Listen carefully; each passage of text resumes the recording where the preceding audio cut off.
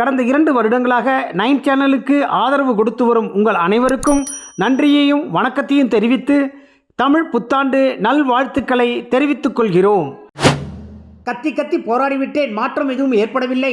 அருணாச்சல பிரதேசத்திலிருந்து சீனா வர பாஸ்போர்ட் தேவையில்லை என சீனா அரசாங்கம் அறிவித்துள்ளது.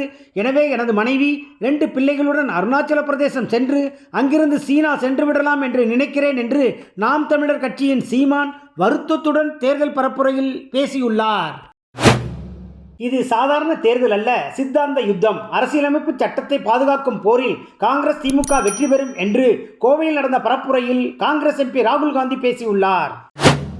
தேர்தல் நேரத்தில் திமுக அதிமுக ரூபாய் 1000 500 என்று கொடுத்து வாக்குகளை கேட்பார்கள். அவர்களிடம் ஏமாறாதீர்கள்.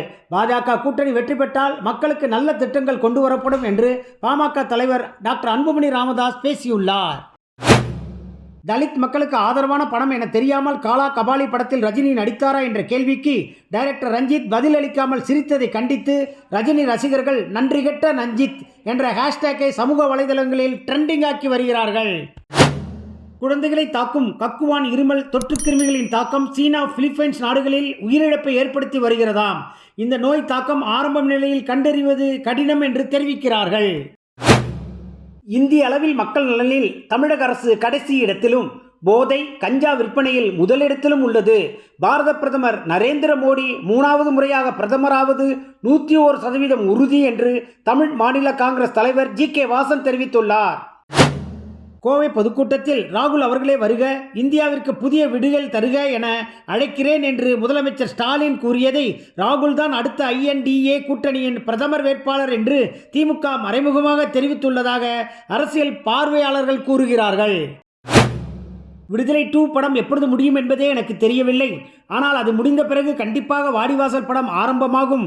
வாடிவாசல் முடிந்தால்தான் வடசென்னை 2 ஆரம்பமாகலாம் அல்லது இல்லாமலும் போகலாம் என வெற்றிமாறன் தெரிவித்துள்ளார். தமிழ்நாட்டில் திமுகவும் அதிமுகவும் ஊழல் கட்சிகள். அமித்ஷா பகிரங்க குற்றச்சாட்டு. அண்ணாமலை ஒரு காமெடியனாக மாறிக்கொண்டிருக்கிறார் என்று செல்லூர் ராஜ் தெரிவித்துள்ளார். திராவிட முன்னேற்ற கழகம் அல்ல, ட்ரக்ஸ் முன்னேற்ற கழகம். நிர்மலா சீதாராமன் காட்டம்.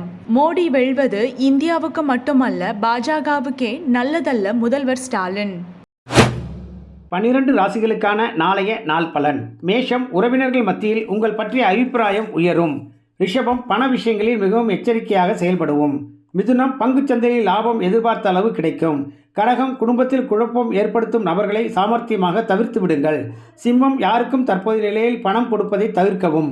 கன்னி, உங்கள் நண்பர் மூலம் ஒரு காரியம் நிறைவேறும். துலாம், அதிக ஆசை, அளவில்லா நஷ்டம், ஏமாற்றுபவர்களை இனங்கண்டு ஒதுக்குங்கள். விருச்சிகம், உங்கள் பழக்க வழக்கங்களை மாற்றிக்கொள்வது நல்லது.